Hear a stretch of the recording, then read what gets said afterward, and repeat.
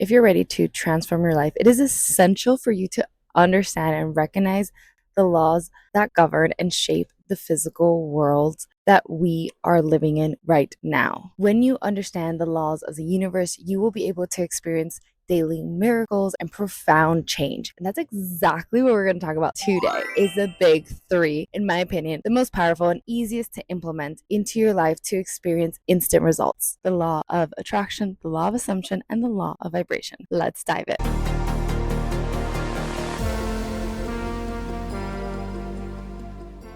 The law of attraction, the most famous. It's had the limelight for a few reasons. The Secret came out in 2006, which blew up the law of attraction and the practices that it teaches. Second, Abraham Hicks' teachings are becoming more and more popular online, on YouTube, Spotify. You can always find their teachings and you'll be able to really understand the law of attraction. And then finally, also a big one that brought the law of attraction to us is Think and Grow Rich, one of the most recommended books for any entrepreneur or anyone who's trying to up-level their money mindset and wealth. Law of attraction is known, and it is a simple concept. The law of attraction signifies that like attracts like. Essentially, what it means is what you focus on, you will receive. This can be a powerful tool or very stressful, depending on what you're focusing on. Disclaimer here, not every thought you have will pick up automatically and manifest. It takes time and it also takes fixation. So it's the thoughts that you fixate on that become part of your everyday story. There's a reason why certain people have the thought patterns of, I am so lucky, I always get a great parking spot, I always find money on the floor, X, Y, Z. And other people are always in a stressful state. You can even see it among your friends. Like there's friends that you might feel like everything comes a lot easier for them. They always are thriving in some ways. And I 100% credit the law of attraction for this, because the way that they think is probably what's attracting them more wealth, more opportunities. That's why a lot of times people who have more wealth or are born into wealth are able to manifest a lot faster wealth oriented things, because there's never been resistance to that. That's all they've known. Like attracts like. They literally have been born into finances and born into money. So it's very easy for them to be like, of course I'm gonna have money. Like that's their only reality, versus someone who hasn't had that upbringing and wasn't born into wealth. They're going to have a lot more blocks internally and of course systematically, but definitely internally, where they feel like they are not able to have the money that they desire, that there's a lot of blockages, a lot of limiting beliefs, so that they are consistently in this cycle. And that is why I really want to teach you the law of attraction, because I was not born into money. But I will say that since practicing it, I've had many opportunities to experience wealth and to experience money into my life and to experience opportunities that bring in money. So this law is not favoring anyone. It is literally up to us, and it's our mind that we can control and our feelings that we can have power over. So when we understand this law, we're really able to start shifting our lives. And that's why I think this law should be studied by everyone, so that everyone can have that equal chance of changing their life as much as possible, even with systems that definitely hold a lot of people back. So how do we practice the law? I'm going to make it real simple for you, because the more simple it is, the easier it is for you to actually implement. Feeling good is your only job.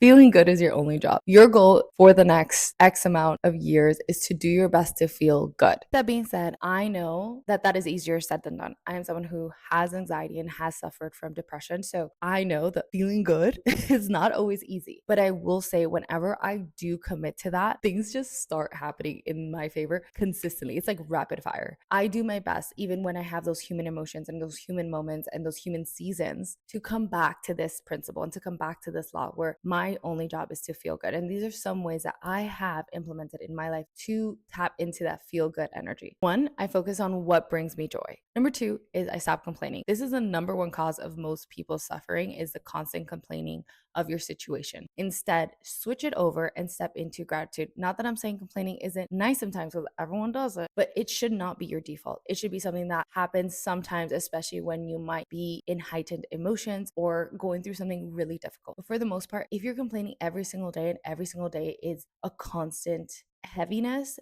that is going to be what you're constantly going to attract. So let's do our best to stop complaining. And this is a practice. Okay. Number three, surround yourself with people who are dreamers, for people who are doers, not people who give you all the reasons why you cannot do something, which ain't nobody got time for that. Find them online if you have not found them in person. Another thing I love doing to feel good is dress up.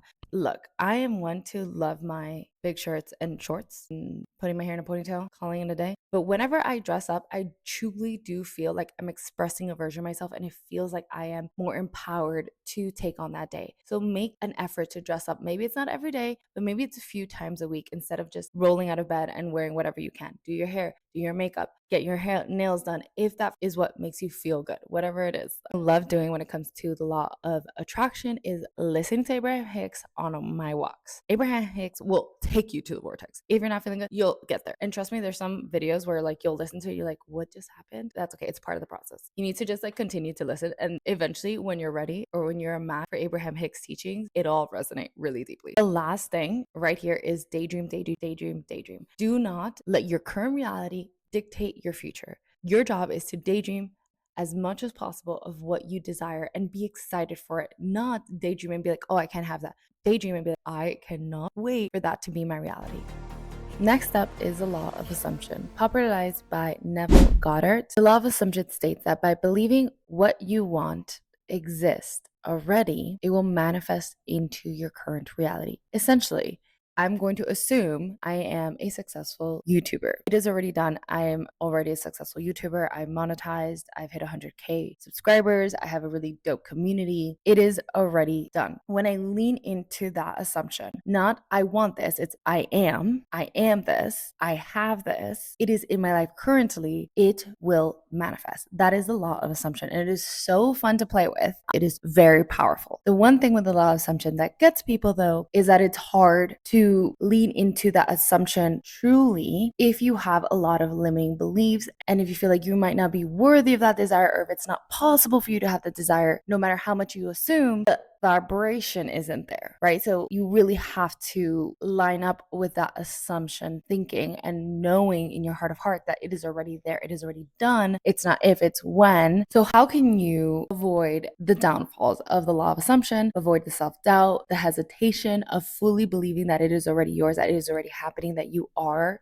that person, that you have that thing? These are some tricks that I like to implement for the law of assumption to really let myself sink into this assumption so that my manifestations can come in so much quicker. Number one is a visualization practice. Visualize daily. Ideally, visualize either right when you wake up or right when you're going to bed the life that you desire, that you already have. Law of assumption, you already have this life. So really visualize the partner of your dreams, visualize the money that you desire, visualize the career, the business, the travel, the house, everything and anything. Visualize it as if it's already yours. Start understanding what it looks like, and this will start tricking your brain that you already have it. Next one is doing hypnosis and shadow work to remove self-doubt or self-limiting beliefs. Whenever we do hypnosis or we do shadow work, we're able to really get to the root of why we're not able to move forward in a specific belief, why we're not able to embody the version of ourselves. So if you do have a lot of resistance to believing in your assumption, lean into some shadow work, lean into some hypnosis work to release those doubts, release those beliefs so that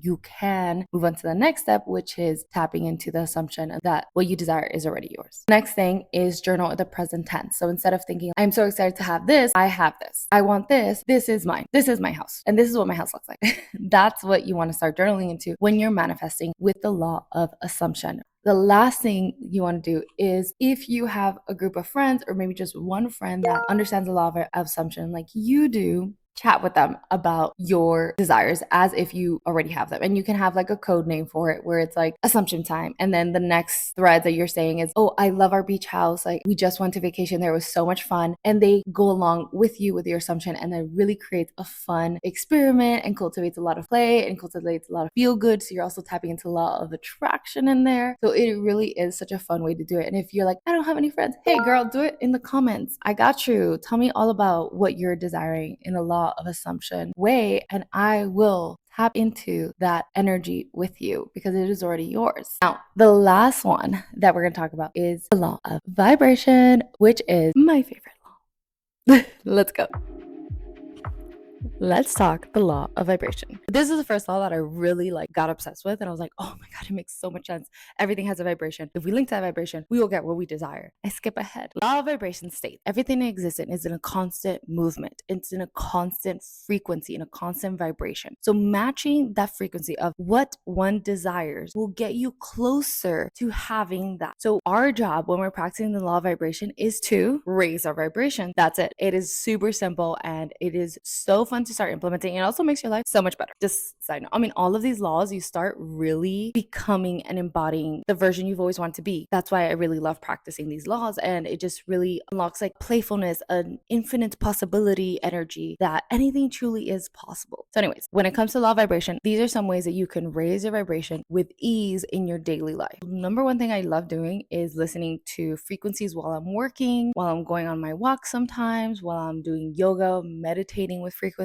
Really powerful. I'll share some of my frequencies here that I love to listen to. And I also have a playlist on Spotify that I'll share as well. Another way to listen to frequencies is getting sound bath and listening to sound bath YouTube videos or going to sound bath events. Really beautiful. It really shifts and moves anything that's stagnant. It helps you raise your vibration. Next thing, and pretty much the final thing, is understanding that each emotion carries a certain vibration to it. And the vibration that we want to tap into the most is obviously joy, love, appreciation, the vibration of freedom. That is the highest vibration that we can kind of get into. So what our job here is to do, if we want to manifest, we want to get into those vibrations, because that's where all the things that are yummy and fun and we desire are hanging out. So understanding the vibrations of each emotion and slowly working your way up to each one. So for example, if I'm in a depressive state, that's one of the lower vibrations. So I'm probably not going to go from depressed to joy. This is going to take time. So we want to go from depressed to maybe anger, from anger to neutral, from neutral to maybe disappointment, from disappointment to boredom, from boredom to hopeful, and then from hopeful we can jump to joy, right? So finding ways to jump from those emotions through activities, through movement, through the shows you watch, the music you listen to the people you interact with,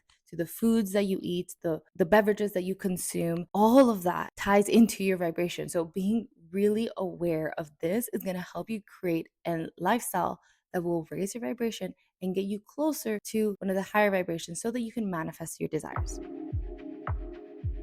Final points when it comes to practicing the laws of the universe. Number one is detachment. Detach from your desires. Your desires are wonderful, and I believe everyone has these desires to create great things in this world, to have beautiful partnerships, have money, have careers, have businesses for a reason. It will help the world, especially when it comes from a good, loving place. But also know that your desires should not and do not define your worth. Whether you have them or not, you are still a wonderful person. You still get to have great experiences. You still get to feel happy because those are internal states. So when you detach from your desires, you're actually going to get them a lot quicker. The next point is be gentle with yourself. Please do not spiritual bypass only because I'm telling you these laws impact our daily life. So if you're feeling sad, if you're going through something hard right now, let yourself feel the emotions. Don't just tell yourself, I should feel good, I'm going to tap into joy. No, I always let myself feel my emotions. I let myself tap into feeling sad, feeling upset, feeling betrayed. All of those things are okay. Granted, when you start practicing this, you don't let yourself sit with that as long. You used to, but you still let yourself sit with it. So one thing I love doing whenever I'm in that state is I set an intention. I let the universe know, hey universe, hey source, hey God, right now I'm feeling sad. Right now I'm upset, but I know that this moment is not going to define any part of my desires, any part of my amazing future that's to come. Right now I'm sad and I'm going to be sad. I'll see you soon, and my desires will still be there when I am ready to get out of this phase. And that is all you need to do. And the final thing here, I want you to really ingrain this thought. You are more powerful than you know. You are very capable. You can have anything that you desire in your life. And when you understand this, everything in your life gets to change. Our thoughts truly do create our reality. So choose wisely. Choose the thoughts that align with what you desire. Choose the thoughts that align with who you want to be. And know that the only limitations we have are the ones that we set for ourselves. While not everyone starts at the same starting line, everyone can get to the finish line. Happy manifesting. Send me so much love, and I'll talk to you in the next video.